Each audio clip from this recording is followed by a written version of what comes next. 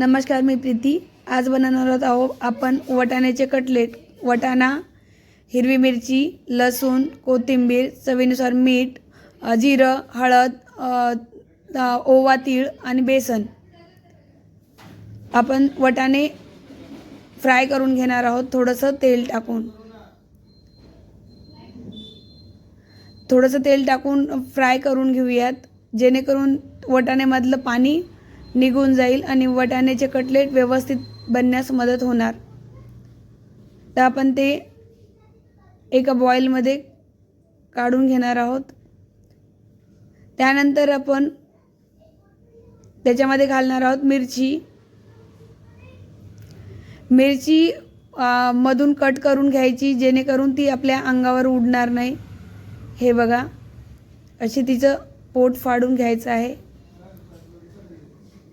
त्यानंतर लसणाच्या 4-5 भाकळ्याही गरम करून घ्यायच्या आहेत। आता थोडंसं जिरंही टाकून आपण गरम करून घेऊया, जेणेकरून ते जिरं व्यवस्थित होऊन चव पण व्यवस्थित लागणार। आता हे बघा, जिरंही आपलं परतून झालं आहे। आता आपण ते काढून घेऊया। हे मिश्रण थोडंसं थंड होऊन आपण एका मिक्सरच्या जारमध्ये घेऊन ते बारीक करून घेऊया। बारीक मतलब जास्त बारीक न करता हलकासा भरडा ठेवायचा आहे, जेणेकरून कटलेट आपले व्यवस्थित होण्यास मदत होते। हे बघा, हलकेसे दरदरीपणा आहे या वाटाण्याच्या। तर आपण हे मिश्रण एका बाउलमध्ये काढणार आहोत।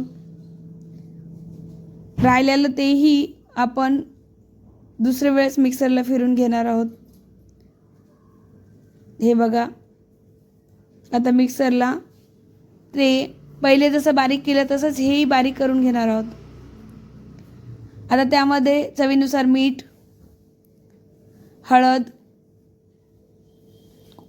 ओवा आणि तीळ आहे, थोडंसं बेसन 2 चम्मच, कोथिंबीर।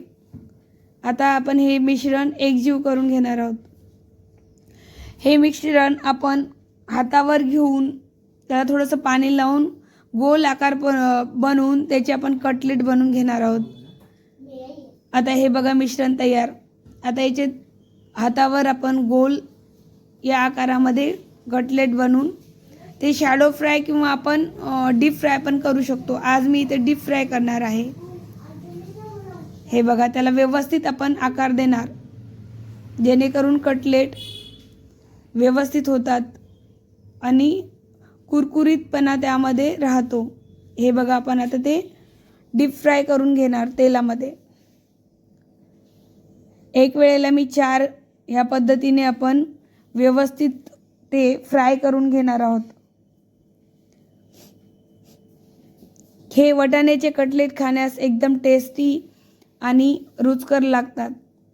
आता थंडीच्या महिन्यामध्ये वाटाणा येत असल्यामुळे आपण ह्या सीझनमध्ये छान कटलेट बनवू शकतो। तर हे बघा, आपले कटलेट व्यवस्थित बनले आहेत। हे जास्त तेलकटही नाही राहत आणि व्यवस्थित बनतात, जेणेकरून घरामधील छोट्या लेकरांनाही ते आवडणार असे हे कटलेट। तर आपण हे कटलेट इझी पद्धतीने घरी बनवू शकतो। हे बघा, आता हे कटलेट व्यवस्थित तळून झाले आहेत। ते तुटणारही नाहीत, कारण त्यामध्ये आपण थोडंसं बेसन टाकले असल्यामुळे ते कटलेट व्यवस्थित होण्यास मदत होते। हे बघा, कटलेट तयार। ह्या कटलेटसोबत आपण सॉस घेऊन ते कटलेट खाण्यास तयार। हे बघा, क्रिस्पी कटलेट। तुम्हाला हे कटलेट्स आवडल्यास चॅनलला लाईक, शेअर अँड सबस्क्राईब करा। धन्यवाद।